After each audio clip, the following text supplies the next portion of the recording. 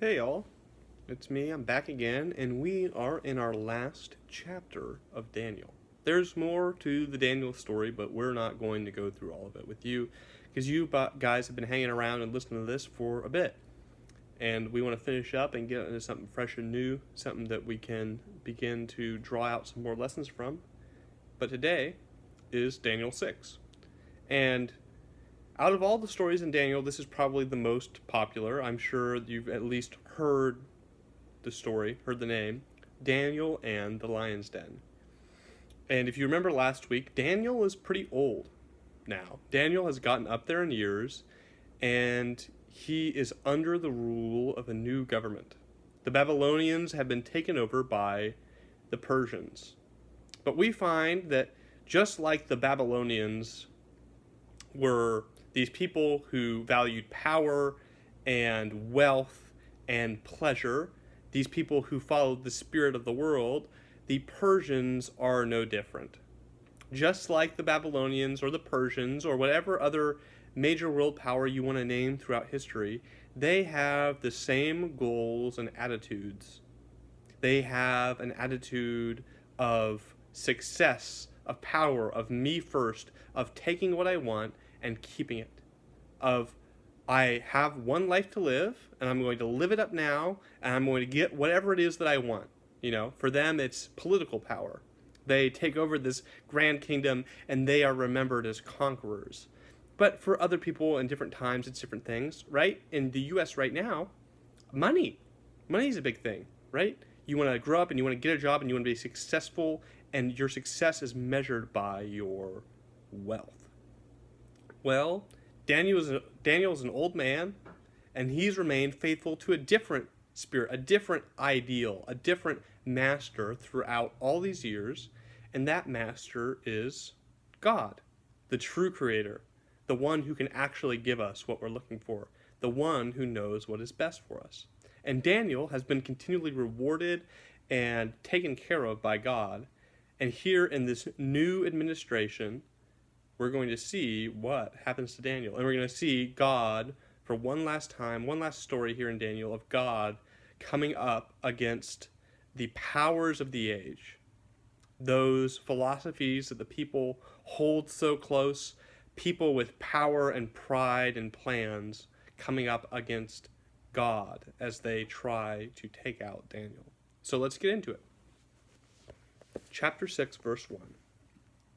It pleased Darius, that's the new Persian king, to set over the kingdom 120 satraps, like government officials, to make sure everything's running smooth. And they were stationed throughout the whole kingdom. And over them, there were 3 prime ministers or presidents or overseers, 3 people to take care of these 120 satraps. One of them was Daniel. To these satraps, they gave account so the king might suffer no loss. They're bringing him in some cheddar, some cash money. Soon, Daniel distinguished himself above all of the other advisors and overseers and satraps because of the excellent spirit that was in him. Something's different about this Daniel guy. He operates a little different than everybody else. And the king planned to appoint him over the whole kingdom. Instead of a politician who's trying for power and wealth, Daniel is doing his best to serve faithfully and well because that's what is expected of him by his God. So, the other overseers and satraps tried to find grounds for complaint against Daniel in connection with the kingdom, but they could find no grounds for complaint or any corruption.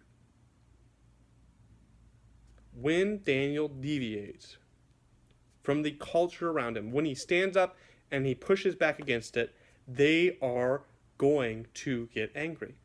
They don't want anything to do with Daniel. Daniel is a good administrator. Daniel's doing a good job. When Daniel does his job well, things move efficiently, the kingdom prospers, and everyone could be happy. Daniel's not doing anything mean to these guys. But they are angry because Daniel has been honest and has been straightforward and has distinguished himself and has succeeded, and they are jealous. They're angry that he has succeeded, and now their dishonest ways are not tolerated. They are jealous of Daniel's position and they're jealous of his success. But they couldn't find any reason to actually get rid of him. The men said, "We won't find any grounds for complaint against this Daniel unless we find it in a connection with the law of his God." There's one thing that we can get over on Daniel. He's really crazy about this God thing. Daniel's really into this God thing. And I bet we could find some way to make him weak with this God thing. These people look at Daniel, these people who are driven by success and profit and power, and they see Daniel's faith as a weakness. They look at Daniel's faith and they say, he's honest and he's hardworking and he's intelligent and he's cared for and he's been blessed, but guess what? That sucker don't know when to like just play hardball.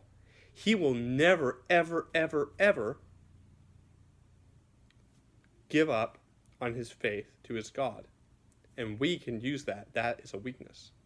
We're going to see a little bit of a different opinion on that. We're going to see if faithfulness to God is truly a weakness later in the story. But this is the perception of those people living in the spirit of the age, in the moment, in the world. Apart from God, this is their perception of faith. So all of the overseers and satraps conspired, and they came to the king, and they said to him, "O King Darius, live forever.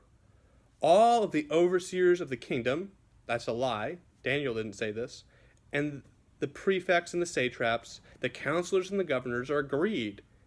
You, O king, should establish an ordinance, a law, and enforce a decree that whoever prays to anyone, divine or human, for 30 days, except for you, O king, shall be thrown into a den of lions. Now, O king, establish this law and sign the document so it cannot be changed, according to the law of the Medes and the Persians, which cannot be revoked." Therefore, King Darius signed the document and the decree. These snaky little advisors say, "Oh yeah, we found a weakness. Daniel's really crazy about that God guy. So, we're going to make it illegal to pray to him. We're going to make it illegal to pray to anyone except the king." So they go to the king and they lie and they say, "Oh, hey, king, everybody was here and then we had this really good idea. Daniel's not here. Daniel's not talking to the king. No, everybody should only ever pray to you and only ever say how great you are, king, for the next 30 days. That's how long we should do this." The people of the world, the spirit of the age, are playing their favorite card. You are so important. You are the most important thing. You are the coolest thing. You are number one. You got to care about yourself first, and you can't listen to anything else. There's nobody else above you. You are in charge of your own life and your own destiny. You are in charge, O king. You should be prayed to. You should be given all of the honor and the glory and the affection. And you and I know that's not true. You and I know that that is not the place of humanity. We are not sitting in the place of God where we get to say what's right and wrong, and we get to say what's good, and we get to be in charge. But that sounds attractive to King Darius. And he should know better. But he signs the decree because the spirit of the age has come and whispered in his ear, and he's given in, and now he is defining what's right and wrong. He is saying that he is most important. He is number one. There's nobody else before him. Ooh, that sounds attractive. Ooh, that sounds good. But we see that it's going to come back, and it's going to bite him. Although Daniel knew that the document had been signed, he continued to go to his house, which had windows in its upper room towards Jerusalem, and he got down on his knees 3 times a day to pray to God and praise him, just as he had always done. The conspirators came and found Daniel praying and seeking mercy before his God. Daniel heard about this decree, and Daniel could have said, I don't want to die. I'm going to lay off praying for 30 days. Just 30 days. I'm just not going to pray to God. if I'm being honest, that'd probably be the first thought in my brain. It's like, well, I'm not praying for 30 days, or at least I'm doing it super secret, right? That's not Daniel's way, though. Daniel has so much faith and value and respect for the relationship with his God, for the relationship with the God who has created everything, God Almighty, God who has given him this position, that Daniel will not be intimidated into treating his relationship with God like it's second class. While everyone else is obeying King Darius and making him seem like he's number one, Daniel will not give in on praising and worshiping and praying to and bringing honor to God.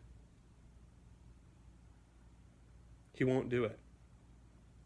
He won't compromise. That's how important God is in Daniel's life.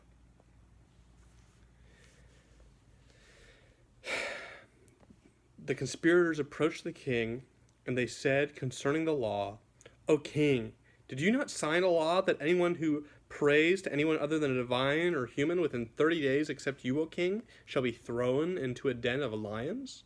And the king answered, "The thing stands fast, according to the law of the Medes and the Persians, which cannot be revoked."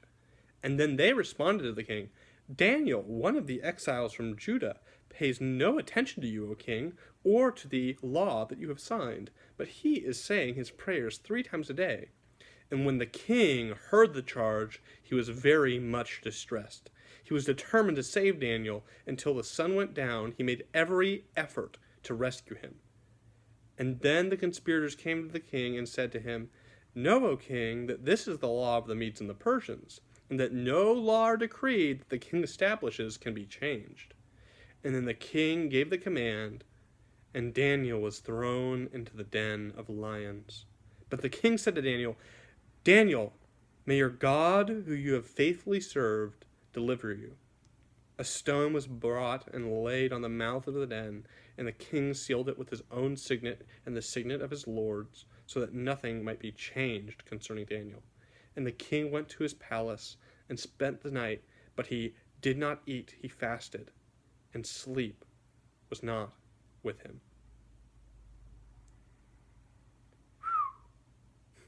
It seems, from our perspective, that the world is one. That the sneaky, crooked advisors get exactly what they want. That seeking power first is what brings about victory in the world. And if we just looked at things on a worldly level, that would probably be true. But guess what? Daniel is not just on a worldly level. Daniel is not just alone. Daniel has faith in not just some God, but the God, the Creator God, the God of the universe, and it is his commitment to him that makes the king call out as Daniel is sealed in the tomb that he will be delivered because of his faithfulness to that God. And in the next morning we read, "Then at the break of day, the king got up and hurried to the den of lions. And when he came near the den where Daniel was, he cried out anxiously to Daniel, 'O Daniel, servant of the living God, of the God who is vital and active and powerful, has your God, whom you serve faithfully, been able to deliver you from the lions?' And then Daniel responded to the king, 'O king, live forever. My God sent his angel, and he shut the lions' mouths so that they would not hurt me. Because I was found blameless before him, and also before you, O king, I have done no wrong.' And then the king was exceedingly glad and commanded that Daniel be taken up out of the den. So Daniel was taken up out of the den, and no kind of harm was found in him, because he had trusted in his God. And then the king gave a command, and that those who accused Daniel were brought before him and thrown into the dens of the lions, there and their whole families. And they reached the bottom of the den, and the lions overpowered them and broke all their bones to pieces." We see that what the people of the world perceived as weakness was actually strength. The faith that Daniel had, his faithfulness to God, actually resulted in his deliverance and the showing of that deliverance to the king of Persia. The king who is entranced and suckered in by the promise of being number one, of being the most important, of being the center of attention, of all of these worldly lies, of all the power and authority that the worldly advisors were seeking. The king was sucked in by that, but is turned around when he sees Daniel's extreme faithfulness and its payoff. And the situations are reversed. The powerful advisors are sent to their deaths, while the man relying on the living God gets to walk away free. And then King Darius responds as he reflects on the situation and his foolishness and seeking after the things of the world instead of God, instead of following Daniel's example and his faithfulness to the God who's actually in control. He had sought his own power, putting himself before and above God, but now he understands the mistake, and he writes a poem, and it says, "I decree in all my royal domain, people should tremble and fear before the God of Daniel." And here's the poem. "For he is the living God, enduring forever. His kingdom will never be destroyed, and his dominion has no end. He delivers and rescues, he works signs and wonders in heaven and on earth, for he has saved Daniel from the power of the lions." So this Daniel prospered during the reign of Darius and the reign of Cyrus the Persian. As Daniel is delivered from this den of lions, the Persian Empire makes a decision shortly after that the people of Israel will be allowed to return to their own land and settle in it again. And that those who had come and taken it over, seeking power and prosperity, are thwarted as God's small little people held captive in a strange land are set free and allowed to live again, just like Daniel was from the land of the lions, or the den of the lions. And for you and me, we need to come to understand that faithfully seeking God, even when it's not a sin. Daniel could have not prayed, and I don't think he would have been actively sinning. He would have been being unfaithful in some ways, but I don't think he would have been a sinner for that. He would have been scared. He would have been cowardly, but not a sinner.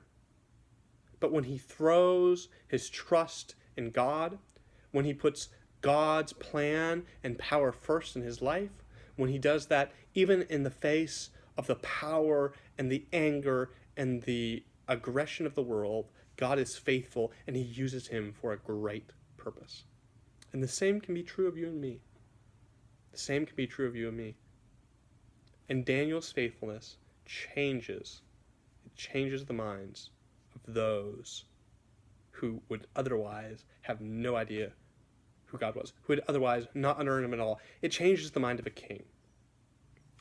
And you and me are called to the same mission. All right, guys, have a good week.